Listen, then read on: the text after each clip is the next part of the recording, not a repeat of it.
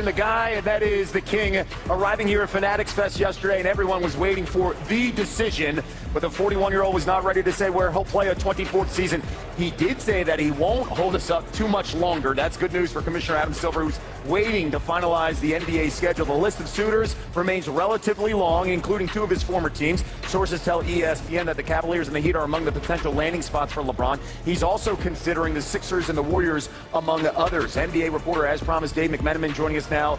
So, Dave, once again, on this stage yesterday, Tyrese Halliburton was talking to LeBron, trying to get some stuff out of him. That's right. LeBron wasn't budging. What are you hearing right now about where the decision is in the process and where maybe LeBron is leaning?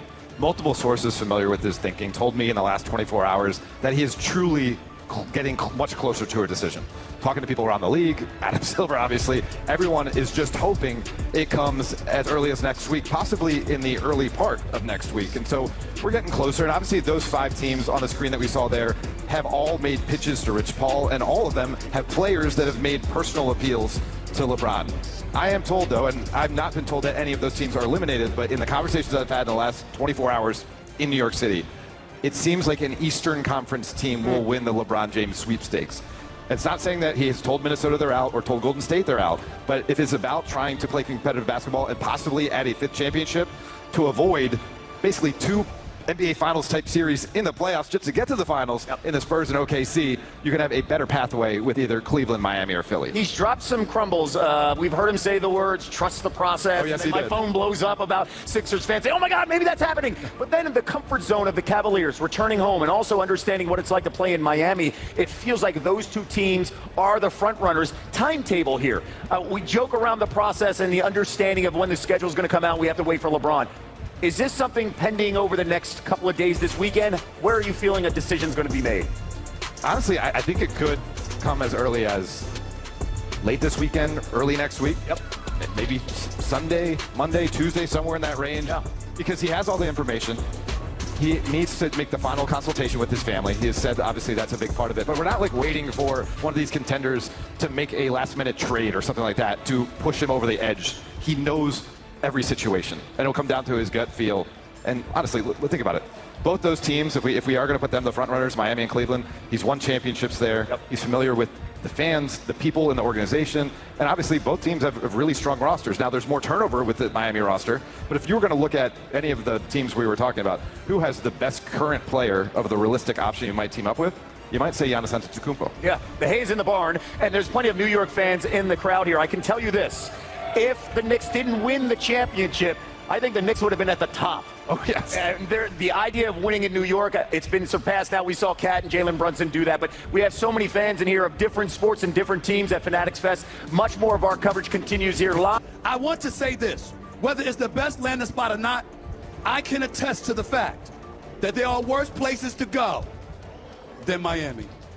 I just want everybody to know that. For those of you who haven't been fortunate enough to go to Miami, all I'm going to say is como esta, como esta.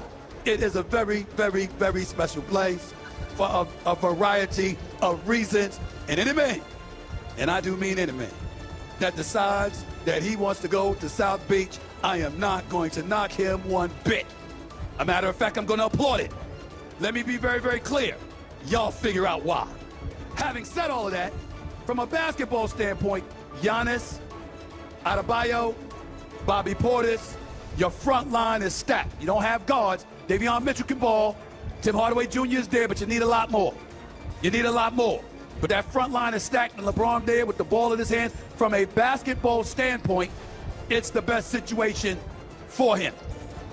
If lifestyle is what's important, that damn sure is a better situation for him. Except compared to Golden State, because there you got the babyface assassin, who's the greatest shooter God has ever created in the Bay Area. And by the way, since you LeBron and you can afford the PJ, you can leave a game or practice and hop on a jet 45 minutes later, you chilling in Brentwood with the family. So you can't underestimate that. If he stays in out west and he decides to play for Golden State, we all know it's family. It's about the family, which he has earned the right to do.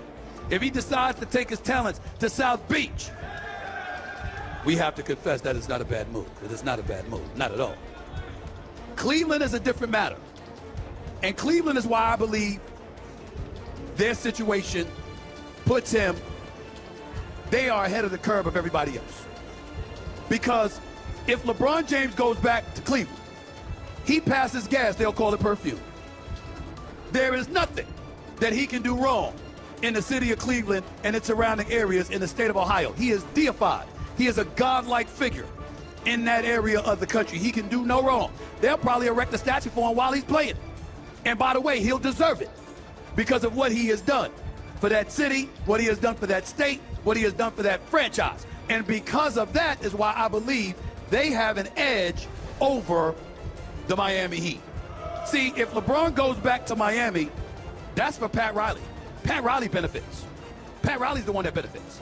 The legacy of Pat Riley, the winner within, the guy who won as a player, a coach, and an executive that's 81 years of age, and most of us, myself included, thought he was beyond his prime because he couldn't get stars to come and play in Miami, but then managed to go out there and get LeBron. Giannis.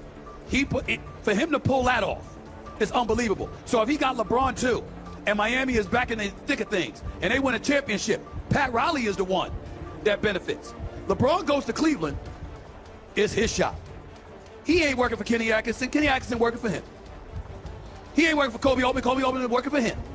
Dan Gilbert's the owner, cutting the checks, and he's still working for LeBron James. Don't get me started with James Harden and who he working for. Donovan Mitchell getting ready to sign a 4-year, $273 million extension, and he'll still be working for LeBron James. LeBron James goes back to Cleveland. Y'all remember the movie?